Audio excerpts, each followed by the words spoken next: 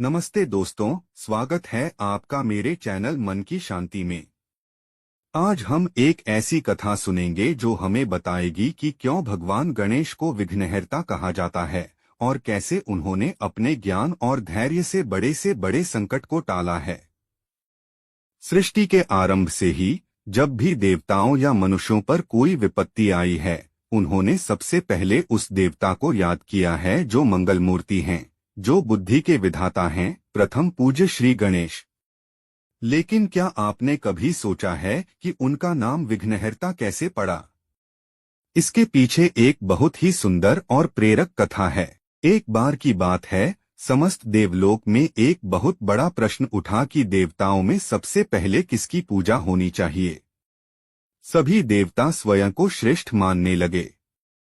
इंद्रदेव ने अपनी शक्ति का तर्क दिया, वायुदेव ने अपनी गति का और अग्निदेव ने अपने तेज का। जब विवाद बढ़ने लगा, तब सभी देवता भगवान शिव के पास पहुंचे। महादेव ने मुस्कुराते हुए एक प्रतियोगिता रखी। उन्होंने कहा, जो भी सबसे पहले इस समस्त ब्रह्मांड की परिक्रमा करके मेरे पास लौटेगा, वही प्रथम पूज्य कहलाया जाएगा और वही सबके विघ्नों को हरने वाला स्वामी बनेगा। यह सुनते ही सभी देवता अपने अपने वाहनों पर सवार होकर ब्रह्मांड की परिक्रमा के लिए निकल पड़े। इंद्र अपने ऐरावत हाथी पर और अन्य देवता अपने तेजी से उड़ने वाले वाहनों पर निकल गए। लेकिन गणपति जी वहीं खड़े रहे। उनका वाहन तो एक छोटा सा मूषक यानी चूहा था। भला एक नन्हा सा चूहा इतने विशाल ब्रह्मांड की परिक्रमा तेजी से कैसे कर पाता? सभी देवताओं को लगा कि गणेश जी यह प्रतियोगिता हार जाएंगे। लेकिन गणेश जी, जो बुद्धि के स्वामी हैं, उन्होंने संतोष और धैर्य से काम लिया। उन्होंने थोड़ी देर विचार किया और फिर अपने पिता भगवान शिव और माता पार्वती के चरणों में प्रणाम किया।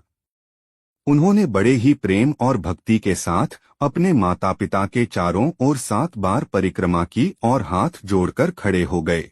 जब बाकी देवता थक हार कर पूरे ब्रह्मांड का चक्कर लगाकर लौटे, तो उन्होंने देखा कि गणेश जी तो पहले से ही वहां विराजमान हैं।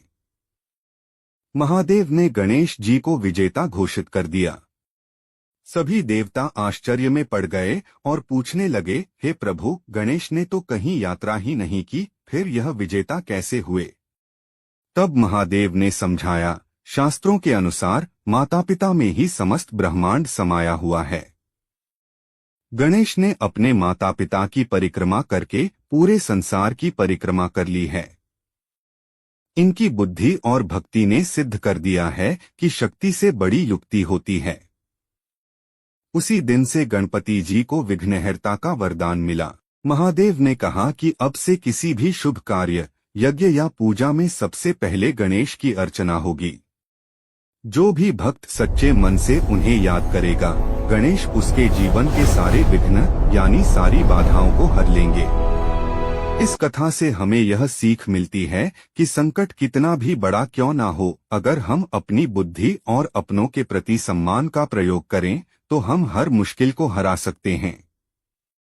तो दोस्तों, जब भी आपके जीवन में कोई रुकावट आए, बस एक बार प्रेम से कहिए, गणपति बप्पा मोरया। आशा करता हूं कि आपको यह कहानी पसंद आई होगी।